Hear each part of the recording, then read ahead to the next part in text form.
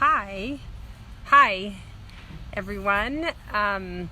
So today I wanted to talk about some research, actually. So there's lots of research on a child's need for a sense of connection when they're really, really young. There's also a lot of research on a child's need for a sense of connection as they grow up. And there's also a lot of research on an adult's need, how adults age better physically and emotionally and mentally when they have a sense of connection as they grow older too. So throughout the lifespan, there's lots of research on this. And I want to talk about one piece of research that came out several years ago, about, hey Brooke, a sense of connection. This is more for adolescents, and what it was a meta-analysis, which basically means that an organization called ETR took all the information that they could find related to what helps to keep teenagers out of trouble, teenage pregnancy, drugs, alcohol, self-harm, those kinds of things, and how to keep them safe and out of trouble. And the result of that was a super protective factor. And the super protective factor was a child's sense of connection with an adult, with specifically their parents. And this was really critical to understand this adolescent development. But what I actually want to focus on today is how it was stated here, how it's a child's sense of connection with the adult. And that to me was the profound one of the pieces of this research, because I think that a lot of parents can think about and talk about how, oh yeah, our family's connected, or we have this connection going, and there's things that we do, like I took my kid to the zoo, we went out for ice cream, like these things that we do together. But what this research is actually saying is that it's the child's viewpoint. It's the child's perception that they're connected to you, that the child feels they're connected to you. And that's a very different thing than us thinking about all the things we do for our kids. And so, that's what I'm really recommending that you do today, is think about, what does my child think? Like, I do all these things, but just because you take your child to the zoo doesn't really mean that your child's going to feel connected to you, right? That they think, and one of the ways I actually term this with clients is that they've given you their heart. And so it's something really to think about is that's what's actually happening. And just because we take our child to the zoo doesn't mean that's going to happen. It's really what helps that to happen is the thousands of interactions that we have every day with our kids that helps them to not feel defensive and to feel safe and relaxed. And I'm talking about emotional safety here. So safe and relaxed, and that all is well in the world, that someone has their back. Like, those are the things that give our children the sense of connection that this research is talking about.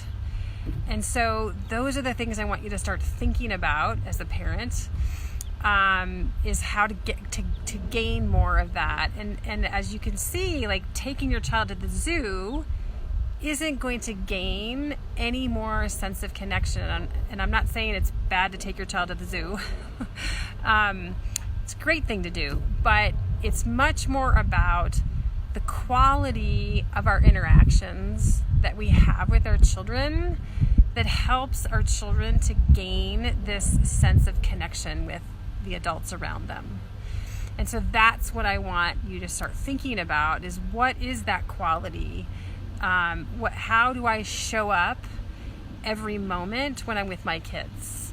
What does that look like? And that actually really boils down to, in many, many ways, our nonverbal signals. So it really boils down to our tone of voice as we're telling them to put away the toys. It boils down to our facial expression, are our eyebrows furrowed? How are we expressing ourselves to our children? How do we move? Are we moving fast and furious and stressed? Is our jaw tight? Those are the things, those nonverbal signals that we're giving to our children that really communicate to them, am I safe in the world? Does this person have my back?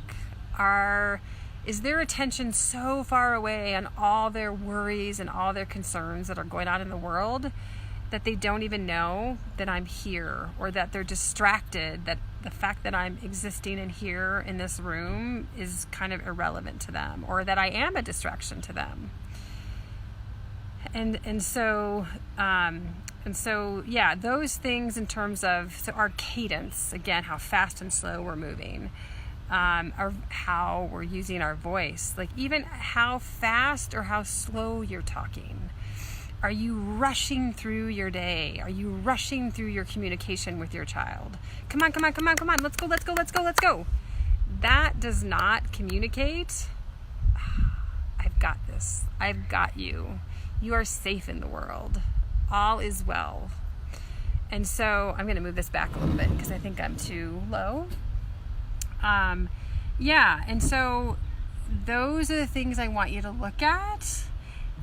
Even like, how do you walk on the earth? How do you walk in your room, in your home? Like, is it boom, boom, boom, boom? Or is it just deliberately and with intention? Those little things that you might think they're little things are actually what speaks to our child's limbic brain that they are safe in the world.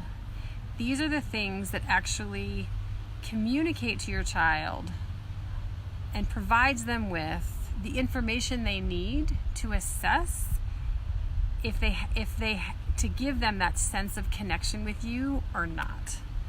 And so, we might think, and I know in our Western culture, in this culture of do, and let's do the biggest and greatest things for our kids, we think that doing more is better, when in actuality, focusing on how we show up and how we show up in our interactions with our children is one of the most powerful things that you can do to give our children this sense of connection with us so that they can do well in the world. And this sense of connection really relates to, sorry, I'm going to close my book, really relates to learning, development, relationships, ability to share, cooperation. They can do better in these areas when that sense of connection increases. So that's my invitation to you today, is to think about not what you think your relationship is like, because that's a very different thing, but what your child or children might think their relationship with you is like.